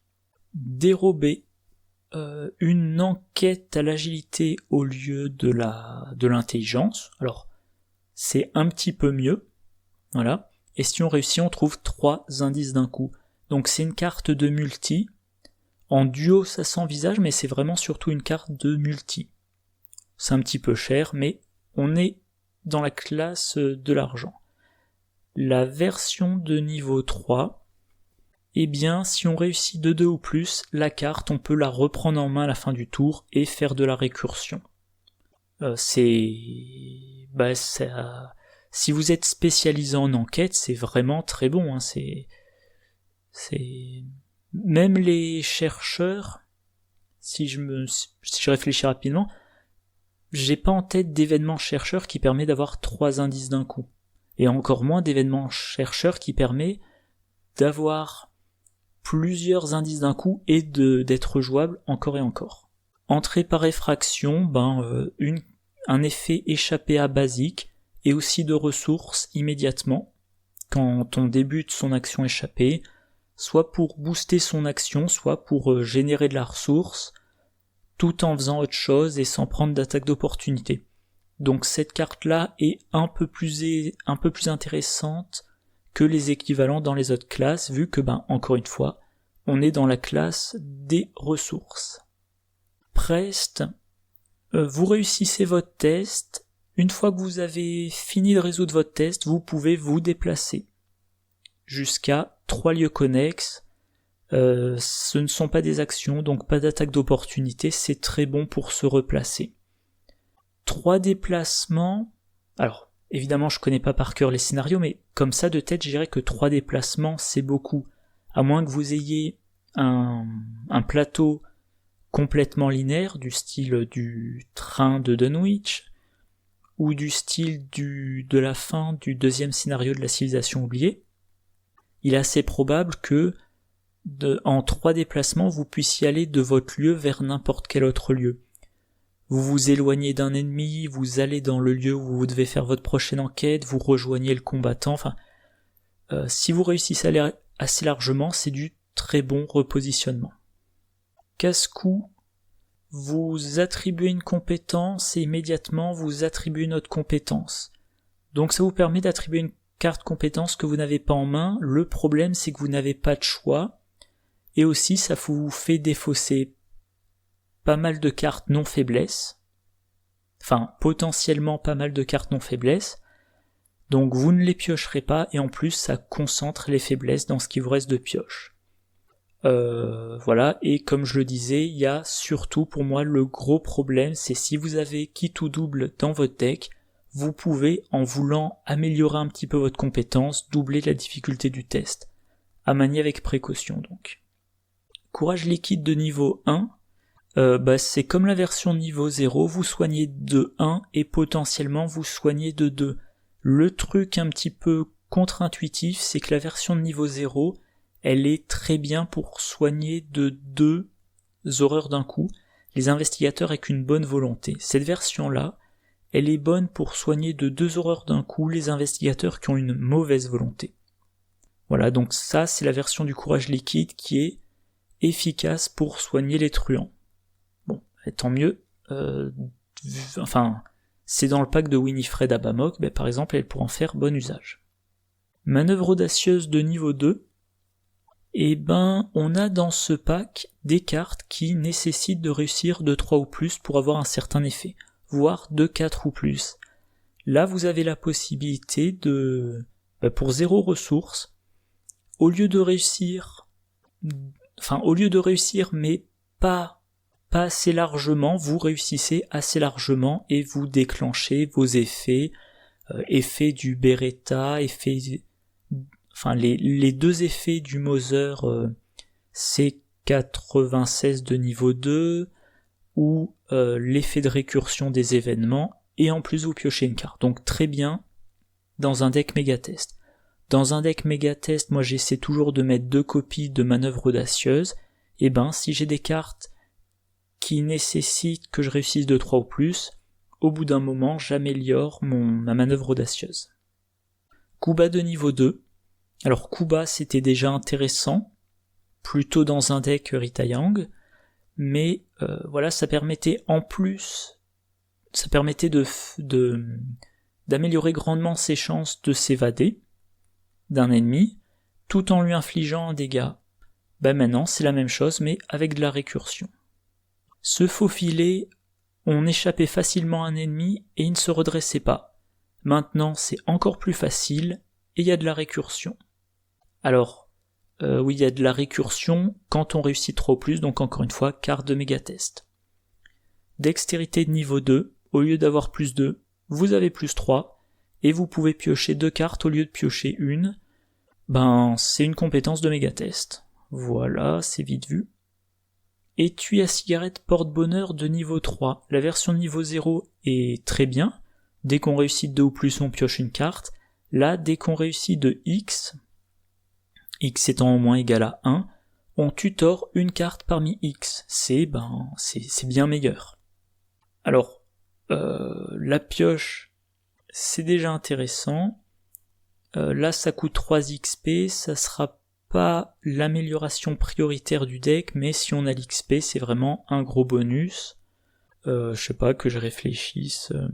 Mettons dans un deck Tony Morgan, on n'a qu'une copie de l'explosion dynamite, et là, on va la tutorer. Enfin voilà, donc très bien. Tireur d'élite, quand on combat avec une arme à feu, on va soit combattre avec l'agilité, soit combattre contre la valeur d'évasion de l'ennemi. C'est une carte, j'ai du mal à la jauger, parce que c'est une carte qui, pour le premier effet, est intéressante chez un investigateur qui a une meilleure agilité une agilité plus élevée que la force, et si c'est le cas, moi je vais avoir tendance à en faire un truand qui s'échappe, ou éventuellement je lui donne des événements qui profitent de son agilité élevée, que ça soit attaque par derrière et attaque surprise de mémoire. Ça,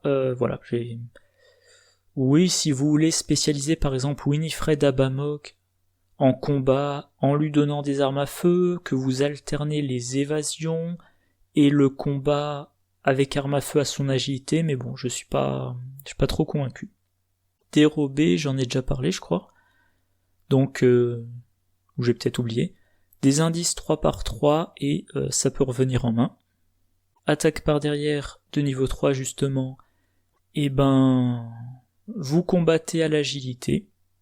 Si vous réussissez, vous infligez 3 dégâts d'un coup. C'est un bon événement de combat pour tous les truands sauf Tony Morgan. Et il y a de la récursion en réussissant, on va dire, seulement de 2. Il y a plusieurs événements qui font de la récursion quand on réussit de 3. Là, 2, ça suffit. Donc, cette carte-là, alors quand même en 2 exemplaires, peut être l'unique solution de combat d'un deck, je pense, en solo. En tout cas, moi, c'est ce que je ferais par exemple dans un deck Winifred Abamok. Copieur, une compétence qui vous rajoute un icône libre, mais qui vous permet également d'attribuer une carte compétence dans la défausse d'un autre deck investigateur.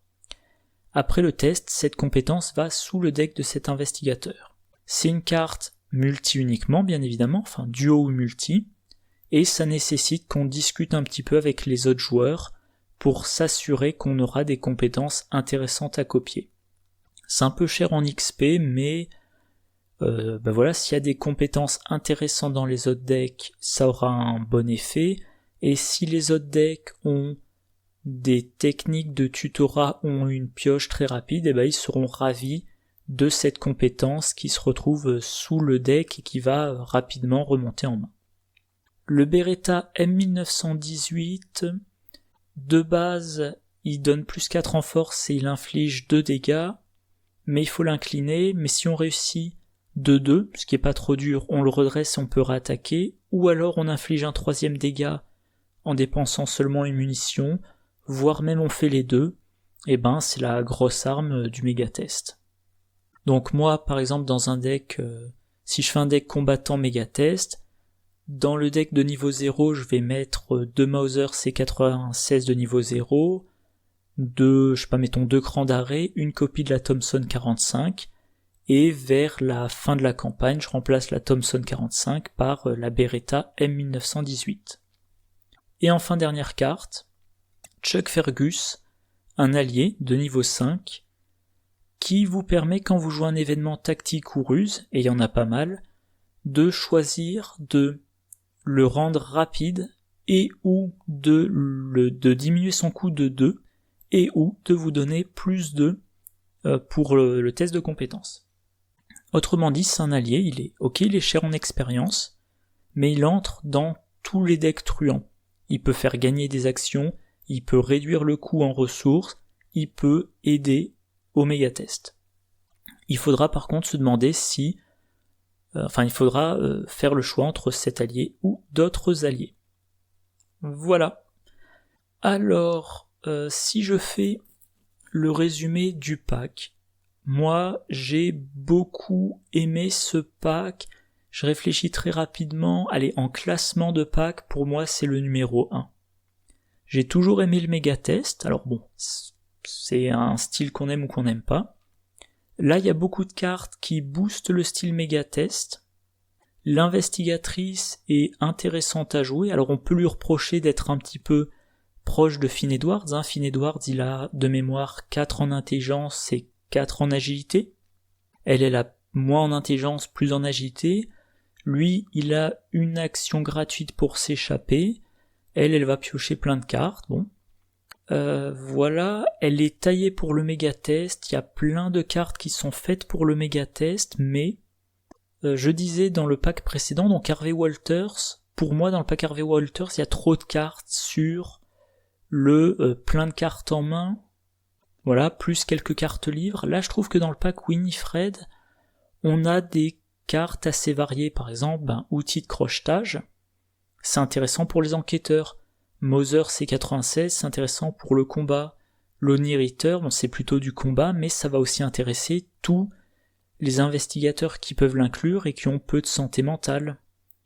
Veste en cuir, ça peut intéresser tous les investigateurs qui ont besoin de plus de points de vie. On a des événements, on a de l'enquête, on a de l'évasion. Si on regarde les compétences Prest, c'est du déplacement, courage liquide, ça va être du soin d'horreur.